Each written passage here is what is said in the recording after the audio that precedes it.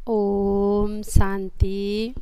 मुरली अमृत की धारा है धारा, जो देती है दुखों से किनारा। तो आइए, आपका स्वागत है मुरली अमृत की धारा में।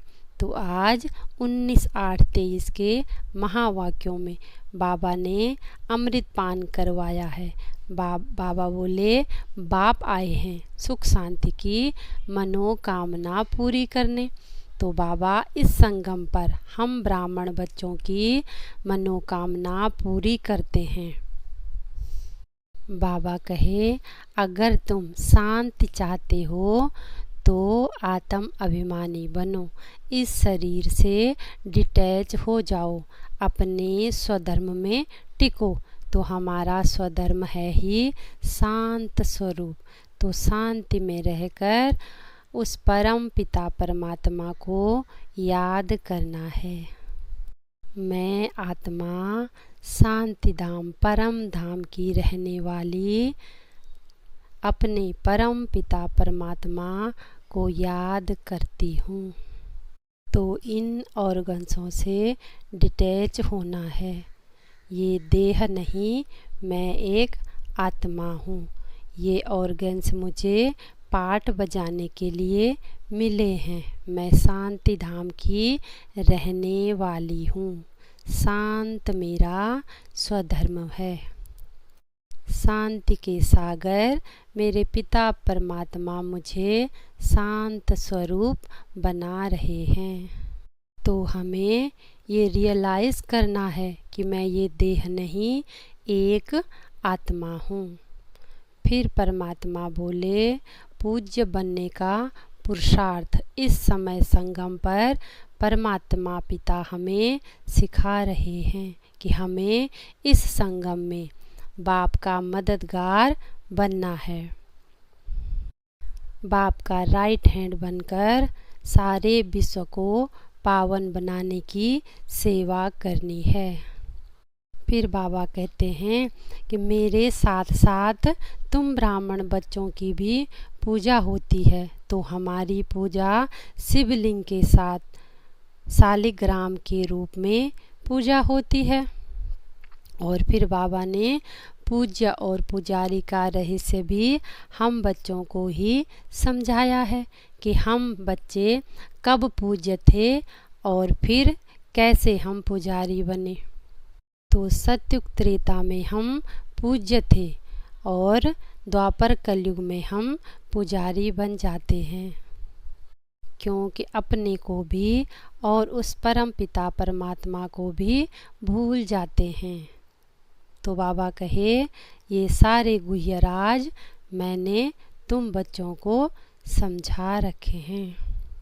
फिर बाबा ने माताओं को सौभाग्यशाली बताया है।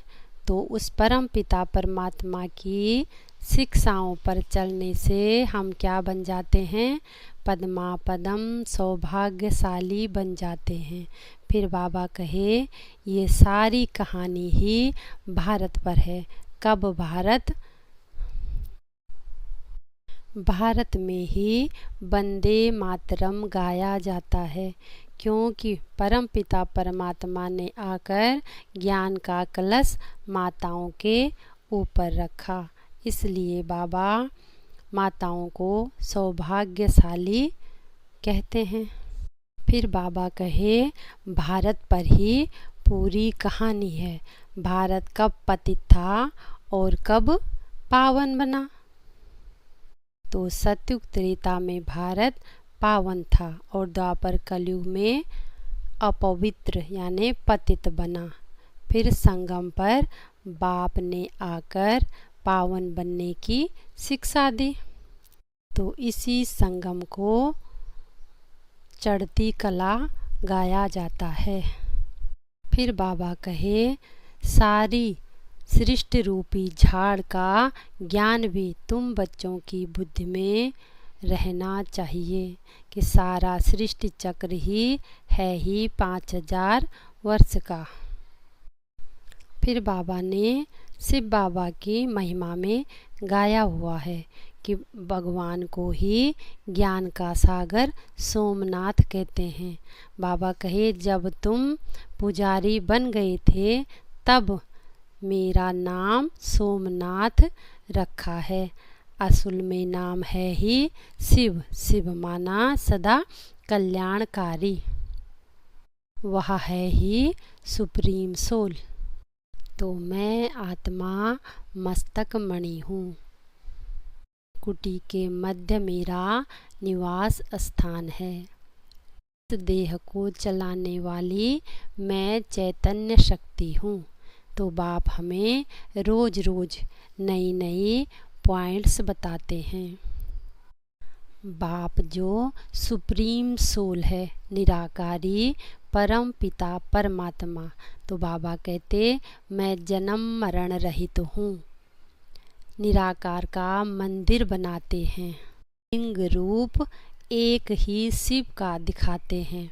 शिव के मंदिर में ही शिवलिंग के साथ साथ शालिग्राम भी रखे जाते हैं। तो वो तुम बच्चों की क्या हैं? निशानियां हैं। यानी परम पिता परमात्मा के साथ साथ हम ब्राह्मण बच्चों की भी पूजा होती है। बाबा कहे अन्य देवी देवताओं जैसे लक्ष्मी नारायण का भी मंदिर बनाते हैं तो उन सब का क्या दिखाते हैं? शरीर दिखाते हैं। तो बाबा के साथ साथ हम बच्चों की भी महिमा गाई जाती है। तो हम बच्चों की बुद्धि में झाड़ और चक्र की नॉलेज भी रहनी चाहिए। स्वदर्शन चक्रधारी भी बनना है।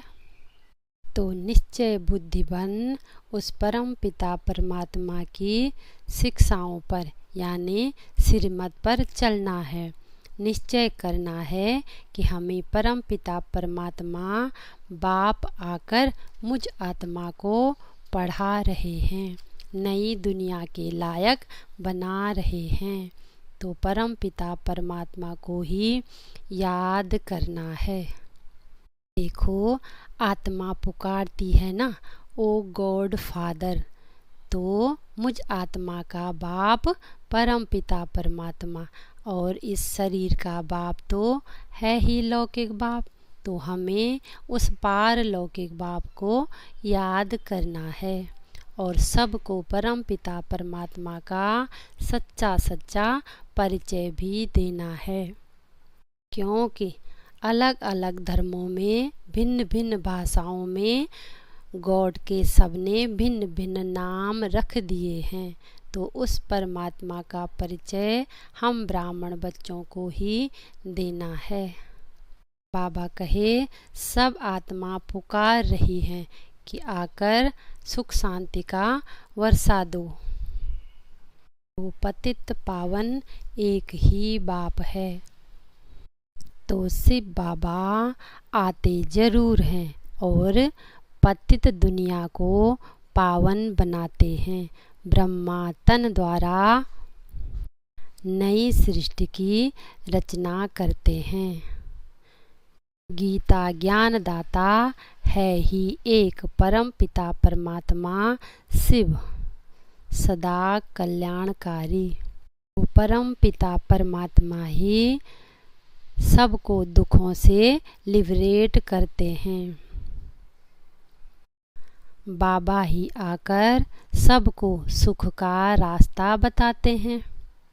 फिर बाबा कहे तुम्हारा यह है ही ईश्वरीय जन्म और शिव बाबा से हमें शक्ति मिलती है। हमारा है ही साइलेंस बल।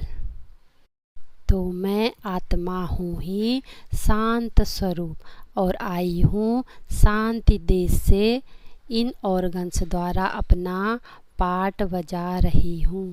मेरा पिता है ही शांति का सागर, सुखों का सागर।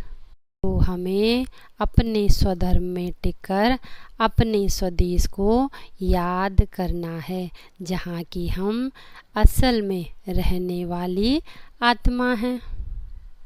क्योंकि हम हैं ही कर्म योगी आत्मा।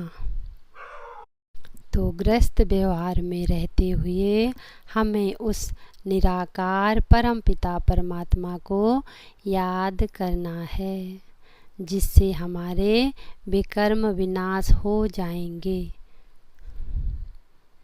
तो स्वयं को इस शरीर में बिरकुटी के मध्य मैं मस्तक मणि हूँ समझना है। स्वदर्शन चक्रधारी भी बनना है। बुद्धि को भटकाना नहीं है। शरीर से डिटैच होने का हमने बार बार क्या करना है, अभ्यास करना है, जिससे कि हमारी बुद्धि सिर्फ उस परमपिता परमात्मा की याद में लगी रहे। कार्य व्यवहार करते हुए भी स्वयं को आत्मा निश्चय करना है। तो बाबा कहे, इस समय संगम पर हमें हर एक आत्मा को प्यार और शक्ति जरूर देनी है, क्योंकि इस समय हर आत्मा को प्यार और शक्ति की आवश्यकता है। तो हमें भी प्यार के सागर से, उस प्रेम के सागर से प्यार मिलता है, शक्ति मिलती है। तो हमें अन्य आत्माओं को भी प्यार और शक्ति देने की सेवा करनी है। तो जब हम ये सेवा करेंगे तो ऑटोमेटिकली क्या बन जाएंगे, बाप के अति प्रिय बन जाएंगे। तो जो बाबा मेरा जीवन हीरे जैसा बनाए, ऐसे प्राण प्यारे बाबा को दिल से शुक्रिया शुक्रिया शुक्रिया। ओम शांति।